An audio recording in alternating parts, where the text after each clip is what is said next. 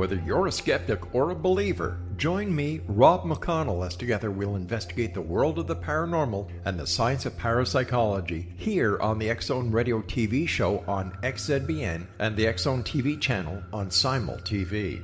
Since 1990, the X-Zone Radio TV show has been the place where people dare to believe and dare to be heard. Together, we'll investigate UFOs, aliens, ghosts, Bigfoot, psychic phenomena, lake monsters, conspiracy theories, government cover-ups, the truth embargo, alien abductions, ESP, haunted locations from around the world, and so much more. With over 28 years of broadcasting and more than 4,500 individual guests, the X-Zone is truly a place where fact is fiction and fiction is reality, as evidenced by the credibility, integrity, and professionalism of the guests that we bring to our international audience. If you have seen a UFO, had a close encounter, seen a ghost, Bigfoot, lake monster, or a story that you would like to share or have investigated, contact me, Rob McConnell, by sending me your email to xzone@xzoneradiotv.com, or you can call toll-free 1-800-610-7035, extension 143, and on Skype, X-Zone Radio TV. For more information on the X-Zone Radio TV show with yours truly, Rob McConnell, visit www.xzoneradiotv.com or www.xzonetvchannel.com or simultv.com and xzbn.net. Until next we meet here in the X-Zone from our broadcast center and studios in Hamilton, Ontario, Canada, always remember, X-Zone Nation, keep your eyes to the sky and your heart in the light.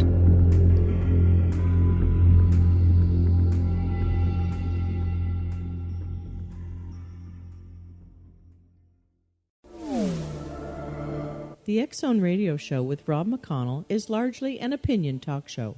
All opinions, comments, or statements of fact expressed by Rob McConnell's guests are strictly their own and are not to be construed as those of the X-Zone Radio Show or endorsed in any manner by Rob McConnell, rel-mar McConnell Media Company, the X-Zone Broadcast Network, its affiliated networks, stations, employees, or advertisers.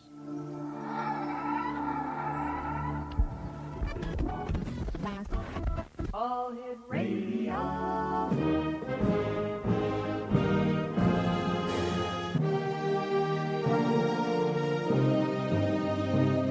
Welcome to the X-Zone, a place where fact is fiction and fiction is reality.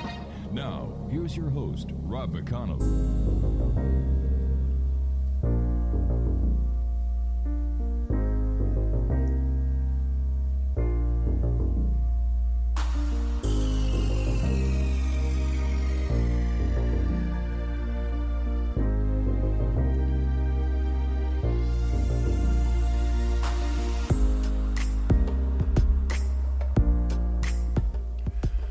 And welcome back to the X-Zone, everyone. I am Rob McConnell, coming to you from our broadcast center and studios in Hamilton, Ontario, Canada. If you'd like to send me an email, xzone@xzoneradiotv.com, on all social media sites, X-Zone Radio TV. If you'd like to find out about the programming that we have for you 24/7, 365 on the X-Zone Broadcast Network, just go to www.xzbn.net. We are Channel 21 on Simul TV. Later on this month, we are going to be starting broadcasting on Comcast throughout the United States and iLaunch TV. And, of course, on Cable 14, Tuesday nights here in the Hamilton area on, Cogeco and Rogers. My guest this hour, Exonation, is Kevin Randle. Now, Kevin is well known throughout the UFO community. He is also the host of A Different Perspective that is heard here on the X-Zone Broadcast Network. If there's anybody who knows anything about the world of ufology, it is our friend Kevin Randle, and Kevin joins us now. And Kevin, welcome back to the X-Zone. Great talking to you on this side of the microphone instead of, producing you guys.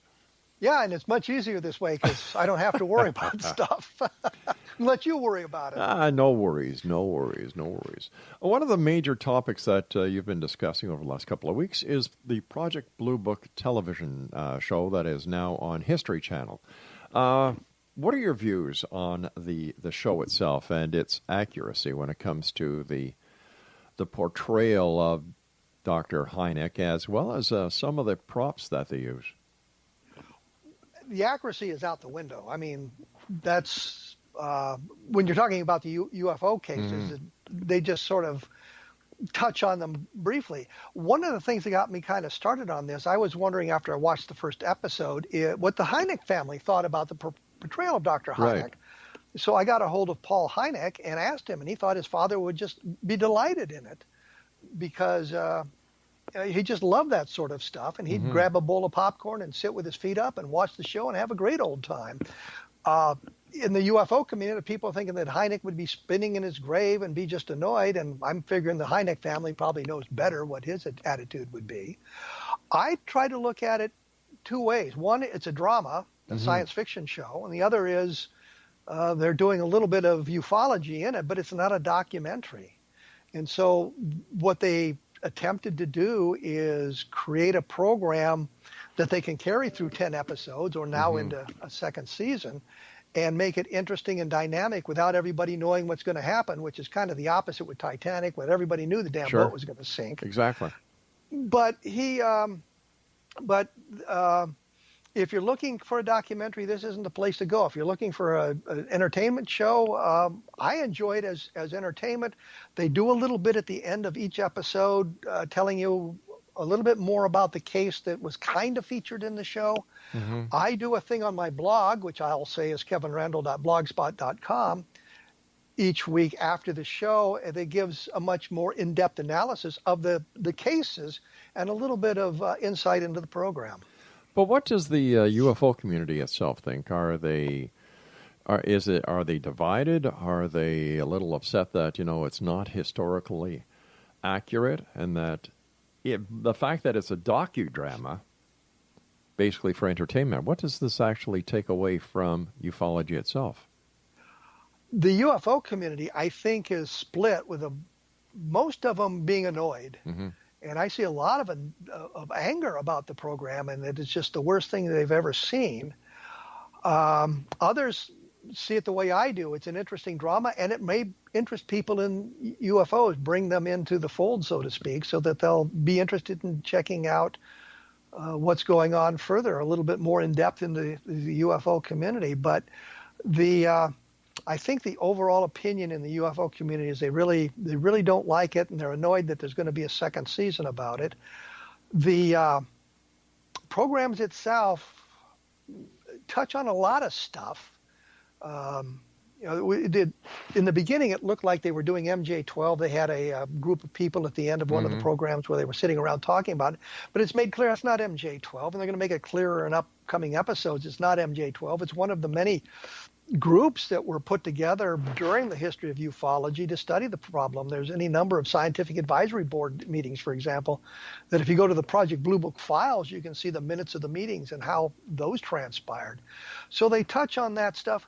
Interestingly, I think if they look at it from the point of view of a historical drama, they're getting the historical aspects of it right. I mean, the cars look good. The sets look like they're from the 1950s.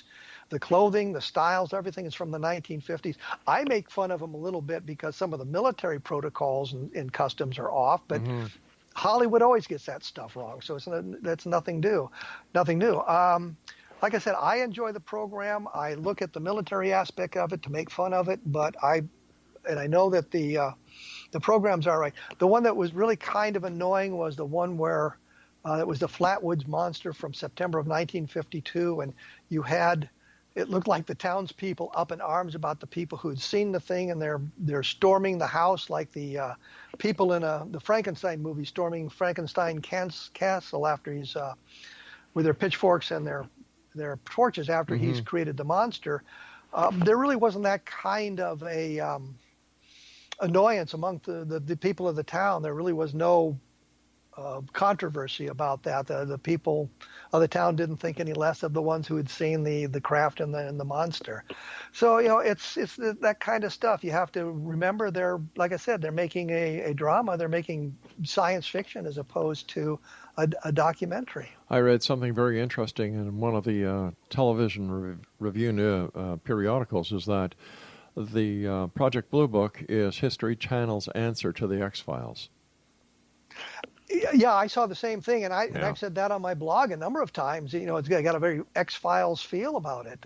They're doing the same sort of thing. They've got an office there with a bulletin board with all kinds of stuff taped up it, the way Mulder would have had in the X-Files. Some of the stuff I think is inappropriate for the time frame they're in. They have the Roswell newspaper from the headline RAAF finds saucer in Roswell region.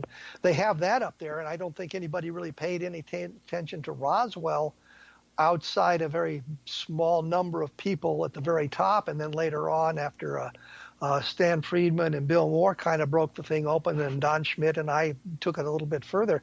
Then that came to the forefront, but I think back in that time frame, they wouldn't really have had that sort of a display up there. So there's that sort of thing as well, but it's really kind of X-File-ish. So what do you think the ultimate goal is for the show? Just entertainment, or do you think that the producers actually have something in mind beyond the entertainment value? Well, according to the people I've talked to at the Arts and Entertainment Owns History, they really kind of have a vision to get people, people interested in UFOs. But I think the ultimate goal is to do a fun program that people will watch. And I think that a lot of television is just that way. We're interested in entertaining the people, and if the history kind of gets lost in it, well, the history kind of gets lost in it. Yeah, I remember, I think I heard one of the people that you had on your show saying that the ratings were very high, that one of the top ratings for the season, but the ratings are starting to fall now. Is this, do you think that this is going to be, well, it's a new broom, it's swept clean, let's see, everybody turns on the TV set, and after a few episodes, instead of going up or maintaining, they're starting to fall? I haven't seen any figures. I know that they were down a little bit the second episode, and then they were up in the third and the fourth, I think. I haven't seen anything for the fifth and the sixth, so I don't know what the ratings are. Their lead-in, Curse of Oak Island, and I do a lot on my blog about that program because it's really horrid. That's a whole other story. It's I think the number one cable show on Tuesday night, the Curse of Oak Island, and so they're kind of bleeding some of the audience from that. But from what I've heard, they're doing well enough that they've been picked up for a second season. Yeah, I watched it and I turned it right off because I found it horrific. Like if I want to watch something like that, I certainly won't choose the Project Blue Book, because when I want to watch something like that, I want to see it historically correct. I don't want to watch a docudrama.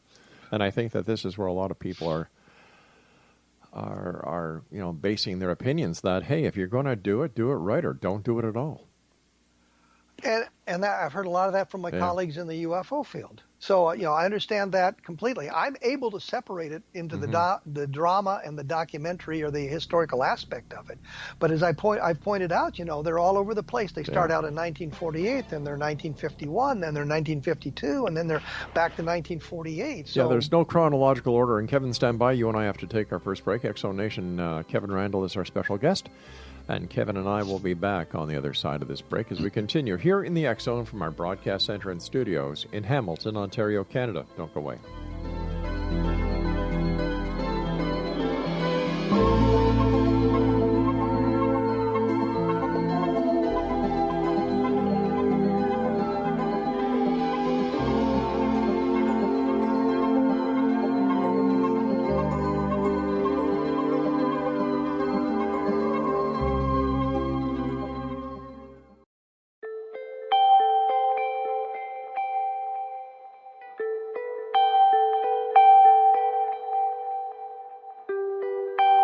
It's hard to listen to the news without realizing we're living in volatile, unprecedented times.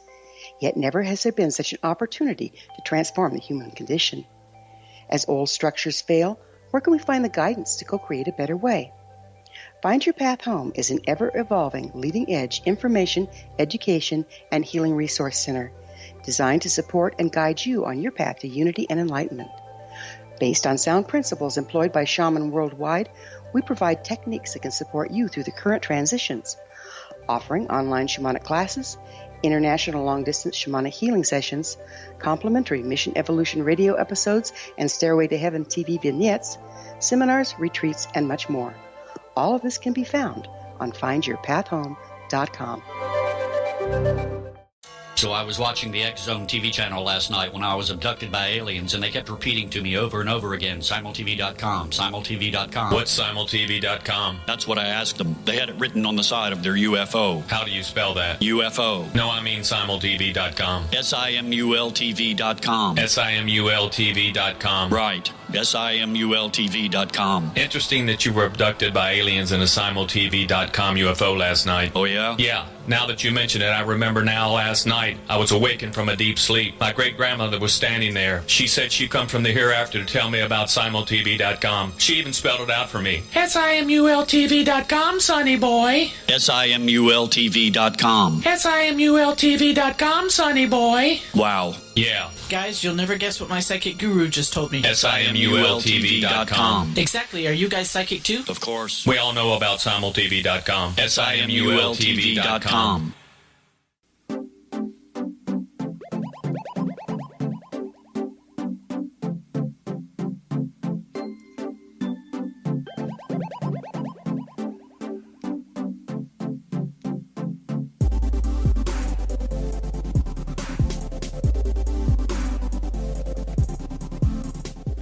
Kevin Randle is my special guest this hour. Kevin, let the listeners know what your blog is. It's at www.kevinrandle.blogspot.com, and in the last month or so, I've done an awful lot on the Project Blue Book program. Now, you also had a guest on your show that was a treasure hunter? Yes. Keith Plaskett. Yes, Keith Plaskett. He was the captain, Cappy, on Treasure Quest Snake Island. That was an interesting show on X Zone Nation. If you'd like to listen to it, all you need to do is go to one of our websites and just use the search engine, and away you go. I was just thinking during the commercial break, Kevin, that if History Channel or A&E was to do the story of Jesus as they have done with, if they use the same format that they did with Project Blue Book, you'd have the crucifixion before the birth of Christ. Do you have any idea why they did it the way they did it? Now, you're an expert when it comes to ufology. Would you have done it that way? No, I would have done it chronologically, and I would have done it a little bit more accurately. I would have followed the cases a little bit more accurately. But from what I gathered from my discussions with some of the people at A&E and in history, is they're worried about people knowing what the chronology is. And if they follow the chronology, then they're going to lose the audience because they can't build the drama. They can't build the suspense. And I said, well, everybody knew that the boat was going to sink in Titanic. Exactly. But how accurate historically was the movie Titanic, other than the boat sinks, you know? But they said, well, we've got 10 episodes, we've got a series going on, and we're doing it to kind of build the suspense through the series. So, I would have done it differently, but they had a rationale for what they were doing and how they were doing it, and they thought it would build the suspense and keep the audience interested in what they were going. They wouldn't be able to predict exactly what would be happening next. Well, it's going to be interesting to see what happens in Season 2, and if it goes into Season 3, what cases are they going to use? Absolutely. Yeah. I think that from what I understand, I think tomorrow, should I say tomorrow? The next episode is what I should say. The next episode is going to be the Washington Nationals, I believe. No, the Florida Scoutmaster. I'm sorry, the Florida Scoutmaster, the guy in Florida in 1952 who saw an object in the woods. He was with 3 Boy Scouts. He went to see what it was. It knocked him out. He came to later on, and there was some kind of interesting thing going on with that. The next one, I think, will be the Washington Nationals, from what I understand, and I don't know what the last series is going to be. I was more concerned with the portrayal of Hynek, and Hynek being much more involved in the investigations than it was in real life. But I also understand, when you're doing this sort of thing, you've got to have an economy of characters as well. You've got people doing things they wouldn't normally have done. in real life based on the way things transpire. They can't just bring in everybody in the program. They just have to keep the characters limited so people can follow what's going on. How significant in today's society and in today's world of ufology is Project Blue Book? The program or the real files? The real files. I think they're much more significant than people give them credit for. Why? I find all kinds of nuggets in there when I go through them. I was doing a book, I think the government UFO files. There was something called Project Moondust that we learned about in 1986, and it was had a UFO component to it. Moondust was a classified government project to retrieve returning space debris of foreign manufacture or unknown origin. Unknown origin, of course, is UFOs. And when the documentation was inadvertently given to, I think, Robert Todd through a FOIA request, we learned there was a UFO component.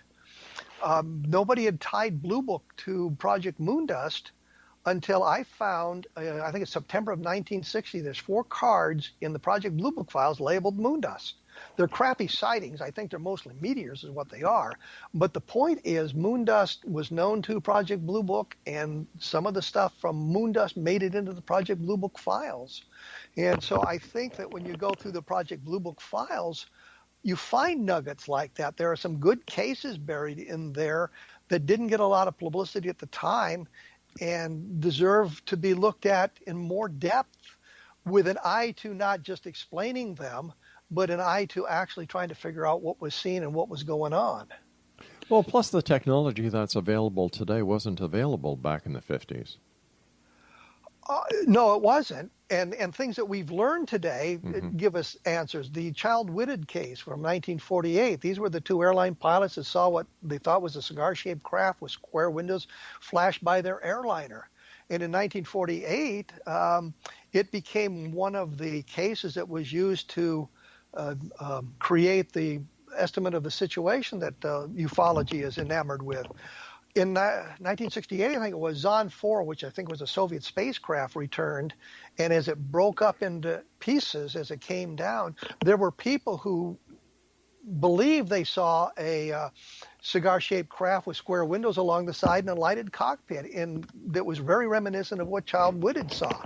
So while what they saw was obviously not a returning spacecraft, but it certainly could have been a bolide, and I've seen meteor videos of meteors that give that very impression. So I think that we've been able to solve that case because, as you say, we've learned so much more from 1948 than we knew back then, and I think that is a case that we can now move to the identified. I know Jerry Clark and I disagree on that. He thinks it's a much more robust case than I do, but I think it's explained by a bolide. What was Project Blue Book's what was their finding when it came to the Kenneth Arnold case? Or was the Kenneth Arnold case even part of Project Blue Book? Technically, no. Project Blue Book actually started in 52, I think it was. It was preceded by Project Grudge and Project Sign.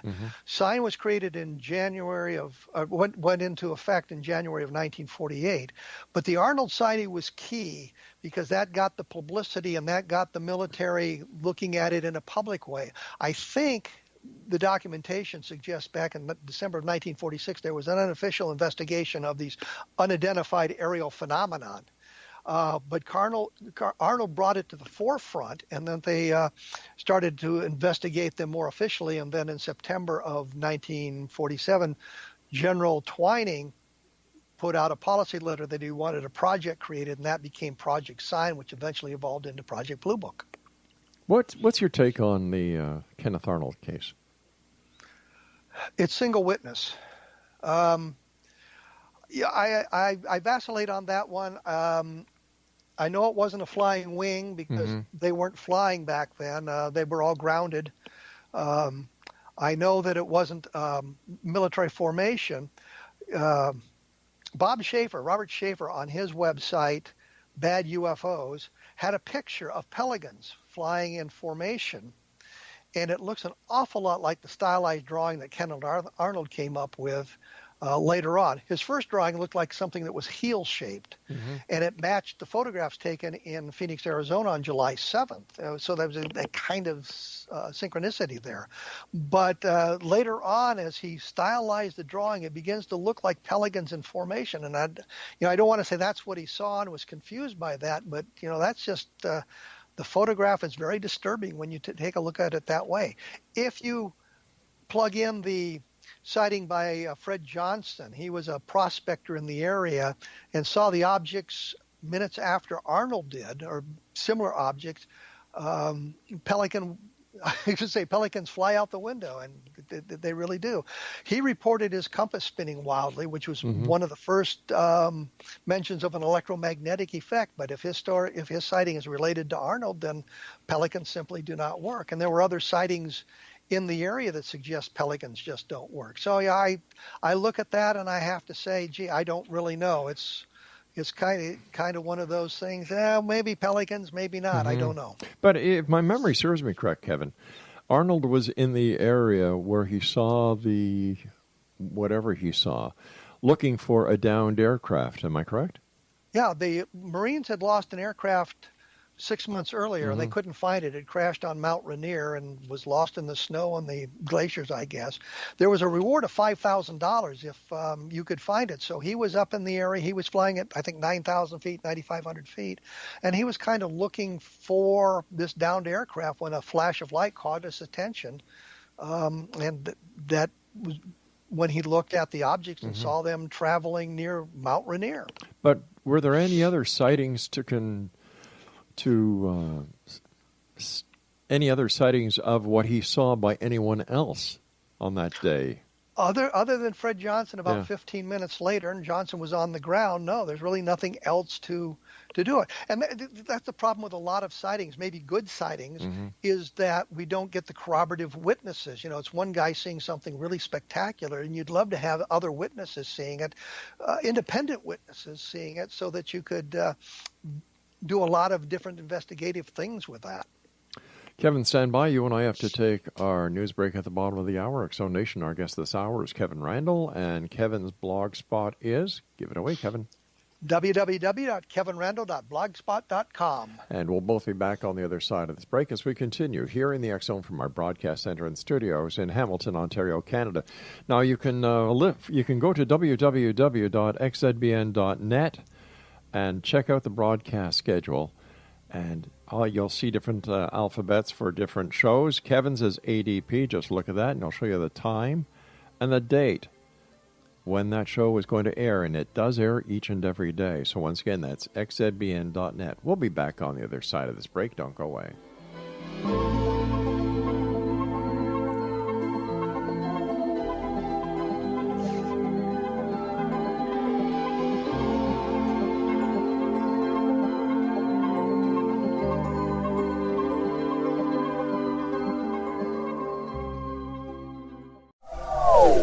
They are here, and they've been here for thousands of years, making their presence known in the shadows. They might be seen by a lonely motorist on a deserted road late at night, or by a frightened and confused husband in the bedroom he is sharing with his wife. But who are they? What do they want? Why are they here? Perhaps most concerning, has the government been aware of their presence all along? The new book by L.A. Marzulli, UFO Disclosure, the 70-year cover-up exposed, delves into the world of UFOs. Can full disclosure be soon?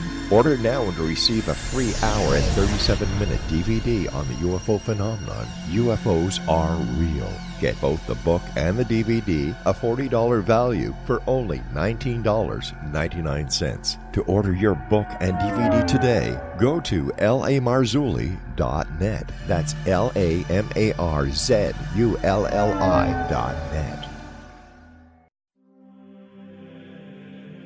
Rob McConnell here, presenting an overview for Nicholas Paul Jennings, author of a fascinating book, Amen. It presents facts revealed by Egyptologists, facts that enable us to understand why Amen is the beginning of creation of God. It provides recommendations for religious leaders of the major religions to unify their beliefs and teach the Word of God. Love one another. Amen informs people how mankind conceived God. It was the Egyptians that developed the concepts of a soul, a hereafter, and Son of God. And finally, after the worship of many gods, they conceived the belief in one universal God, the maker of all there is. For more information, visit www.futureofgodamen.com. That's www.futureofgodamen.com.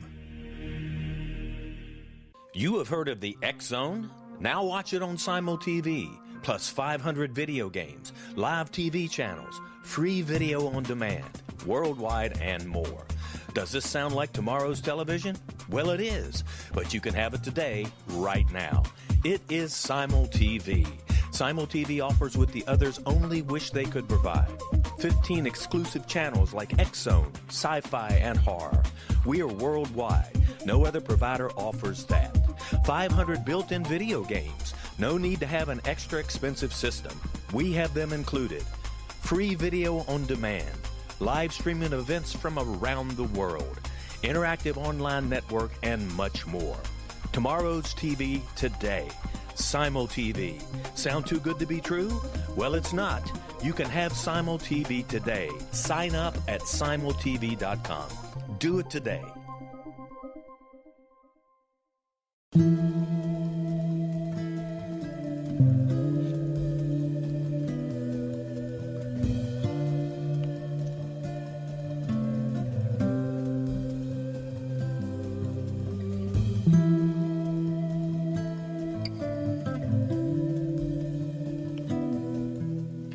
Welcome back, everyone. Kevin Randle is our special guest this hour. Kevin is the host of A Different Perspective that can be heard 7 days a week. And if you'd like to listen to Kevin's show, which is one of my favorites, visit www.xzbn.net. And Kevin's blogspot is, take it away, Kevin. www.kevinrandle.blogspot.com. Kevin, I was actually surprised, but not surprised, to learn that Travis Walton is now changing his entire story, reinventing the story. Is this common in ufology? Yes. Why? Well, thinking about it, I know that when we interview some of the witnesses to cases, they're sometimes reluctant to talk about all the aspects, especially if they get really weird on that. And so you need to build up a rapport with a witness to kind of get all the information from that, which is not necessarily the same thing as just embellishing the case. Walton's story was pretty consistent for years and years and years. I don't know why he is changing the tale now. I know in the abduction phenomenon and in the crashed UFO phenomenon, as a matter of fact, that the people involved tend to start talking about additional abductions and additional interactions with the alien creatures, which just doesn't make any sense to me at all. I did a book with Russ Estes and Bill Cohn 20 years ago called The Abduction Enigma, and we looked at the abduction phenomenon as a whole in depth. And what we found was an awful lot of leading the witnesses by the interviewers, especially with the use of hypnosis and that sort of thing, that made the cases very problematic and not very good. I've always said that if there was an abduction phenomena, I would expect it to be more like Barney and Betty Hill or Travis Walton, sort of a case of them being in the wrong place at the right time, and a target of opportunity, if you will, and not these longitudinal studies that some people claim. I've looked at it that way, but we were not impressed with the abduction phenomenon. Kathleen Marden, who is a niece of Betty Hill, asked me point blank if I believed the Barney and Betty Hill abduction. I told her no. I think it was it came out of dreams of Betty Hill. And most of the information she talked about it coming to her in dreams, remembering it in dreams, and talking to Barney about that. So there wasn't really the conscious memory you'd expect once they got back from the trip through the White Mountains. I just found that case to be not very good. And what I found in talking to people like Coral Lorenzen and Jim Harder, who is their director of research, APRO's director of research, is they were working very hard to validate the Betty Hill case by finding additional abduction cases. And working with Harder, at the time, I didn't realize what he was doing. And I don't think he was doing it consciously, but what we would do is we'd have a session with a witness, and then we would discuss the session. And I remember prior to one session, he talked about Betty Hill being examined on board the craft. And in the next hypnotic regression session with the witness, she talked about an examination, saying, I don't remember being examined, but I know I was, type thing. And so he's kind of feeding the information to her. And I don't think he was doing it in person. I just think it was lousy technique. I think at the time, people believed you couldn't lie under hypnosis. And what we've learned now is that there's something called pleasing the operator, in which the subject picks up cues from the person asking the questions and tries to go in those directions. And the best example of this, one of the most outrageous examples, is one of the witnesses, or one of the hypnotic regression persons, one of the people, researchers, doing it, was not getting the answer she wanted. And the subject says, I don't remember anything more. And the researcher said, well, then make it up. You're and I'm kidding. thinking, wow, you've just shot yourself in the foot. I don't know what Travis has said recently and how it has changed his story, or if it's changed it significantly. But I know that he has said some things that are quite problematic. Well, what he's saying now is that the aliens inadvertently killed him by the blast from their spaceship, and they brought him aboard and revived him. And that sounds like some of the nonsense that was talked about by Mantell, that he was inadvertently killed by the aliens, and they tried to revive him and were unable to do it.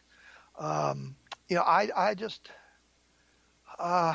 if that would have been the story, I don't know how he would recover such a memory, or where it came from. I just don't know. I'd have to talk to him about it, I guess. Well, the way I see it is that the story is not getting the attention it used to get. It's the same old, same old. How long has he been flogging the story? How many times can you go to these symposiums and these MUFON meetings and be a guest speaker and just do the same old without starting to lose audience? So I guess you've got to reinvent remember yourself. Robert Willingham, who claimed to have seen a UFO crash near Del Rio, Texas originally in 1948, and then it was 1950, and then finally the mid-1950s. Before he passed away, he had been involved in investigation of 7 UFO crashes. I'm thinking I'd like to be at one. He said he was driving down a road in Pennsylvania, and a farmer waved him over, and there was a crashed flying saucer on the other side of the hill. I'm thinking, this is preposterous. Absolutely preposterous. But yeah, there's in writing fiction, there's something called expanding the plot, and you start out with the problem at the local area, and then it moved to the city, and then it's the state, and then it's the country, and finally it's the entire planet that is in some kind of trouble. And so it's a way to keep people interested, but it's also a very weak way of writing, a very lazy way of writing, to do something like that. And there may be something to that you've got to expand your story to keep people coming back. I've met Travis Walton a couple of times, and I found his company pleasant. It doesn't mean I necessarily believe his story. Right. It seems that ufology is not that different than rock and roll, that some of these so-called experts actually have their little groupies that follow them all over the place. And it's kind of like, grow up, people. I had a groupie once. I don't know what happened to her, though. She would send me back issues of all these old magazines that I didn't have copies of. I thought, this is great. Yeah. But she doesn't write to me anymore. I don't know what happened. It's very sad. Maybe she was abducted by the aliens. Could well be. Yeah. I know that the one thing that MUFON did last year that was really annoying was their whole symposium dealt with these outrageous tales of people claiming to have been in great battles on Mars. The time-traveling guy who was abducted when he was 17 years old fought on Mars with our alien allies and then was returned home 15 minutes after he had been abducted and put back into his 17-year-old body. And I'm thinking, people believe this nonsense? Oh, yes, they do. And you had, I think, a woman on your show who talked about those of us who were in Iraq really weren't there. That's we right. were on Mars, and when we came home, we were brainwashed. And so I did a column on my blog, or a posting on my blog about that, where I said, yeah, it's all true, and I'm now recovering these memories. And I thought it was amazing that we could order something in Walmart over the internet and get it within a week. I'm thinking, what kind of logistics do you have there? And making phone calls home, there was no time delay of 8 minutes or 10 minutes or 20 minutes, depending on where the orbits were. So we were having instantaneous communications, just brilliant strategy by the aliens to keep us from knowing this. And we came home with all these souvenirs and stuff that we were able to pick up in Iraq. But I mean, people buy that stuff, and I do not know why. It's just so outrageous. Why would they accept that? You know, it's just like Major Ed Dames, who used to strictly deal with remote viewing, is now getting involved with contact with extraterrestrials. In fact, he claims that he's going to be going to a location in California in May where there's already been contact made mentally. Anyway, I'll let you just chew on that for a second. Do I need to? No. And, you know, he says that he's going to have proof after the extraterrestrials leave, and the proof is going to be that a U.S. nuclear sub and a Russian nuclear sub are going to be disabled, and that's going to be the extraterrestrials doing that. Well, I know Cliff Stone claimed virtually to be in everything recently, but you know, some of that stuff that Dames was talking about, Cliff Stone claims to be able to remote view. He watched the Kecksburg UFO being taken into an Air Force base when he was 16 years old. He had seen the alien autopsy film before it was out. You know, so there are people in the UFO field that are just everywhere. They're here, there, and everywhere, and we've got to take our final break. Kevin, always great talking to you, my friend. And X-Zone Nation, if you'd like to listen to a different perspective with Kevin Randle on the X-Zone Broadcast Network, just go to www.xzbn.net and check out the broadcast schedule. And Kevin and I will be back on the other side of this break as we wrap up this hour here in the X-Zone from our broadcast center and studios in Hamilton, Ontario, Canada. My name's Rob McConnell. Don't go away.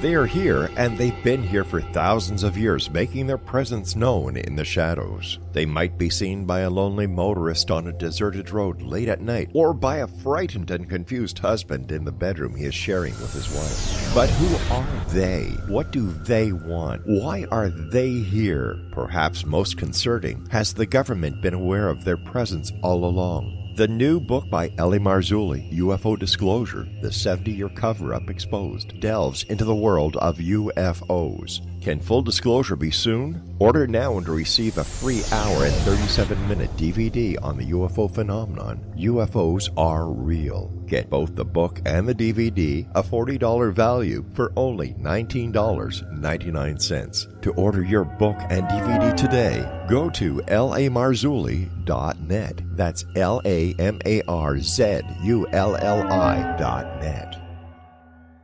So I was watching the X Zone TV channel last night when I was abducted by aliens, and they kept repeating to me over and over again, simultv.com, simultv.com. What's simultv.com? That's what I asked them. They had it written on the side of their UFO. How do you spell that? UFO. No, I mean simultv.com. simultv.com. simultv.com. Right. simultv.com. Interesting that you were abducted by aliens in a simultv.com UFO last night. Oh, yeah? Yeah. Now that you mention it, I remember now last night I was awakened from a deep sleep. My great-grandmother was standing there. She said she'd come from the hereafter to tell me about simultv.com. She even spelled it out for me. simultv.com, sonny boy. simultv.com. simultv.com, sonny boy. Wow. Yeah. Guys, you'll never guess what my psychic guru just told me. simultv.com. Exactly. Are you guys psychic too? Of course. We all know about simultv.com. simultv.com.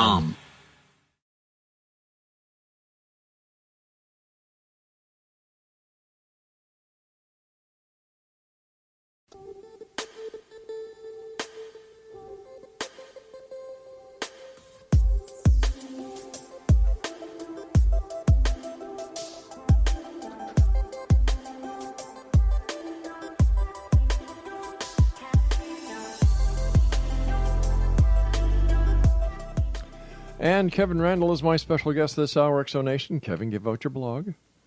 www.kevinrandle.blogspot.com. And I probably should say I got some great blogs on Treasure Quest, Snake Island, if you want to know what's going on there.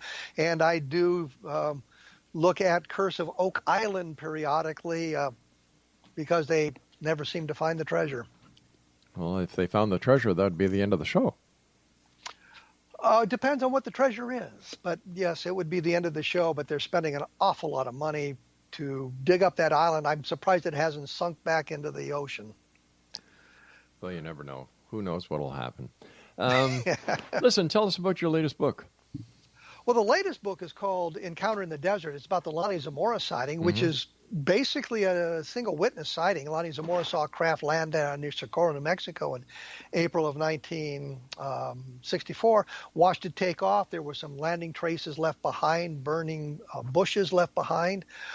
In discussing it on my show with Ben Moss and Tony Angiola, they said that there had been other witness to it that had called the police station. And I asked them, I pressed them on it. I said, well, do you have the police logs or anything like that? And they never answered the question. And it got me interested in it. And I began looking into it and looking through the Project Blue Book file. I found a report by Captain Richard Holder, who was investigated the sighting that very night that it happened. And in his initial report to the Pentagon, he wrote that 3 people had called into the police station talking about having seen the object or heard the object in the sky as it passed over. So Lonnie Zamora wasn't really a single witness case. There were other witnesses, but we never found them. Nobody thought in 1964 to find those witnesses because they knew the trajectory of the craft, where it supposedly went, whatever it was. They could have gone and knocked on some doors and see if they could have found it, but nobody ever bothered to do that in 1964, which is the thing that's annoyed me about Project Blue Book, is you can see what they should have done in the investigations, and they just didn't do it. They botched things. They lost stuff.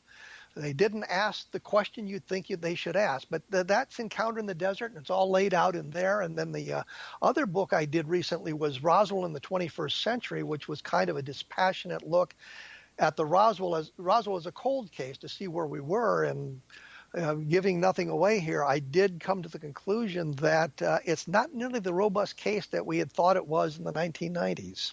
What's changed? Witnesses turned out to be lying. No other way to put it. I mean, we had some witnesses that we thought were solid people. They'd given us some documentation about their military careers. I never thought when we began this thing that somebody would go in and change, get a copy of their discharge papers, what we would call the DD Form 214 today, and change it. And they would give us this document and we'd say, yeah, great, wonderful. It verifies your military service. And as we got deeper into this thing, we started looking at that, and we found we would go to St. Louis where all this stuff is filed, and we'd find out that the documents they gave us didn't match. Oh, my gosh. What did the people say? What did the people say who gave you the fraudulent documents? Well, they've been sheep-dipped.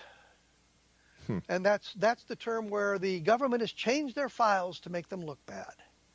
And I'm thinking, yeah, I'm buying that right now this minute. There's no way to verify it then.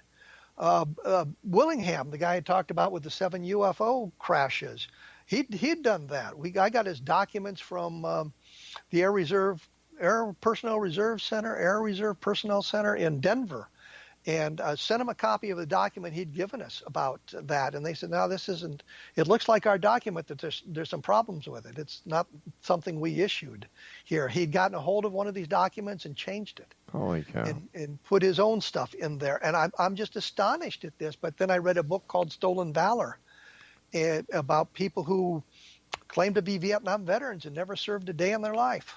Yeah. The one that really stunned me, there was a support group with these 8 guys, and they were telling horrific stories of their combat experiences. And turned out they were all lying. They'd never been in Vietnam. They were going to VA centers. They were getting all kinds of benefits from the VA, and they'd never served in Vietnam. I'm just astonished at that. Tell me, Kevin, what do you think happened in Roswell, New Mexico? Something fell. Mm-hmm. The government, the 509th recovered it. They said for some reason it was a flying saucer. Back in 1947, flying saucer didn't necessarily mean alien spacecraft, because the way the situation developed in 1947 with Kenneth Arnold and his flying saucers, it meant a lot of different things. And so they said they had a flying saucer, which we today can't say, well, that was an alien spacecraft. Something fell. Mm-hmm. They went out of their way to change the story. So the story that was originally promoted became different after 3 hours, and information started coming out of the 8th Air Force headquarters, which was in Fort Worth at the time. If you want to say that we can't find a terrestrial explanation for it at the moment, does that take us to the extraterrestrial? Well, some people will make that leap. I am no longer comfortable making that leap. I'm saying something fell. I don't know what it was. I do not have a good terrestrial explanation for it, but I'm still searching for it. And there's maybe 1 or 2 possibilities that we can look at later on that might suggest something. But right now, I have no real explanation for what fell. I don't know. In your opinion, Kevin, are UFOs from other planets a reality? I believe there has been some alien visitation. Okay. But I also tell people my favorite theory, because it's a lot more fun, are time travelers from our future.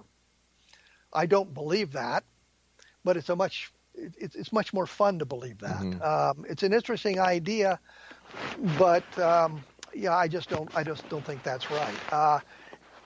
I think that there is some alien visitation. There's some cases that are suggestive of it. We do not have the concrete evidence that we need to prove the case. We could have had people say at the Levelland case in 1957, where the UFO was seen by many different people in many different locations, independently of one another. It interacted with the environment. There's a possibility there were landing traces. Had the UFO community and the Air Force not been arguing about the number of the witnesses and who was right and who was wrong, we might be having a different conversation, because here was an opportunity to do some real science and get some real information, and nobody bothered to gather it properly. And it's the same thing with Socorro. There were opportunities to gather stuff and get additional witnesses and learn more about it, and it just wasn't done. Hynek, there was a case in north of Santa Fe, I think it was, like a day or so later. Hynek is in New Mexico. He wants to go investigate that case, and the Air Force says no. And that may have provided some insight to what happened into Socorro. I discuss all that in the book, but here was an opportunity to do something real investigative work, and the ball was fumbled by everybody. What about the Phoenix Lights? I've never asked you about that. I know that some of the Phoenix Lights were flares, and some of the Phoenix Lights were aircraft. There seem to be a couple of sightings that don't fit into those categories, and I've just never been really impressed with the Phoenix Lights. It just, But it's kind of like the Lubbock lights, you know. I think Birds explained some of the Lubbock lights. There were some people who were making stuff up, but we have the photographs that Carl Hart Jr. took. We don't have a good explanation for those. Hart was 19 years old at the time, and I found that 99% of the UFO photographs were taken by teenage boys, and 99% of those are fake. Right. But I talked to Hart in the mid-1990s about it. You know, he's 60-some years old at the time, and I asked him, "What did you photograph?" He says, "I still don't know." So he didn't go back on it. He didn't know. Whatever happened to all those UFOs over Gulf Breeze? Oh, that was all a load of crap. Really, eh? Yeah. That was engineered by, I forget what's his name. Wasn't he a real estate guy? The photographs were faked, and he got other people stirred up, and there were flares being floated around, and it was just a load of crap. What will it take for people to start taking ufology really seriously? Well, better scientific method by the people investigating it. Shedding the nonsense. Oh, crop circles. They're sending us message with crop circles. Yeah, there's a brilliant way to communicate. Cattle mutilations. Yeah, they're goring out the anuses of cows because that's a delicacy at Zeta 1, Zeta 2 reticuli, and they can't take cow embryos home and grow them. We're going to have to just kind of clean up our act and look at it from a scientific point of view and gather the evidence properly and provide the documentation that we need to it. We need to have something happen where we can say, here's a real piece of stuff that came from a UFO. We can't explain it in today's world. Here is the government saying, yes, we picked up alien spacecraft at Roswell. At that point, we've pretty well established there's alien visitation, and we can go from there. I don't see that happening anytime soon. Kevin, quickly give out our listeners your blog, because you and I have to say so long for tonight, my friend. The blog is Kevin Randle, www.kevinrandle.blogspot.com. There's a lot of stuff up there from Project Blue Book and all kinds of other interesting things going on. Kevin, take care of yourself. Looking forward to working with you for your next special. When's that going to be? I think it's going to be February 27th. All right, we're going to be doing it February 27th. All right, that's going to be an interesting one. I think so. Take care of yourself, my friend. Thanks very much for joining us. Continued success, and just keep doing what you're doing, Kevin. Thank you, Rob. Appreciate all your help. Thanks, my friend. X-Zone Nation, I'll be back on the other side of this break as we continue here in the X-Zone from our broadcast center and studios in Hamilton, Ontario, Canada. Don't forget, Tuesday nights, 9:30 on Cable 14, and coming this month on iLaunch TV and Comcast, the X-Zone TV channel. We'll be back. Don't go away.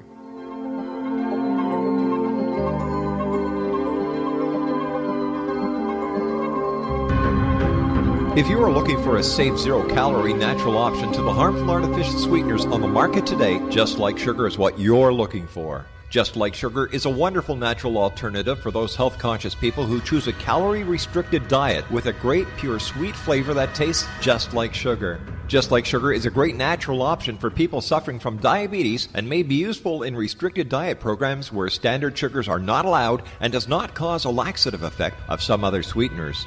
Just Like Sugar comprises a perfect blend of chicory root fiber, natural calcium, natural vitamin C, and Just Like Sugar's sweetness comes from the natural flavors from the peel of the orange.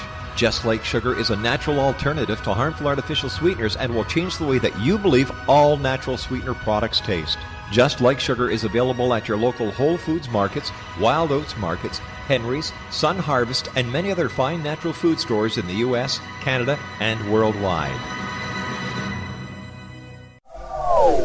They are here, and they've been here for thousands of years, making their presence known in the shadows. They might be seen by a lonely motorist on a deserted road late at night, or by a frightened and confused husband in the bedroom he is sharing with his wife. But who are they? What do they want? Why are they here? Perhaps most concerning, has the government been aware of their presence all along? The new book by Eli Marzulli, UFO Disclosure, the 70-year cover-up exposed, delves into the world of UFOs. Can full disclosure be soon? Order now and receive a free hour and 37-minute DVD on the UFO phenomenon. UFOs are real. Get both the book and the DVD, a $40 value, for only $19.99. To order your book and DVD today, go to lamarzulli.net. That's LAMARZULLI.net.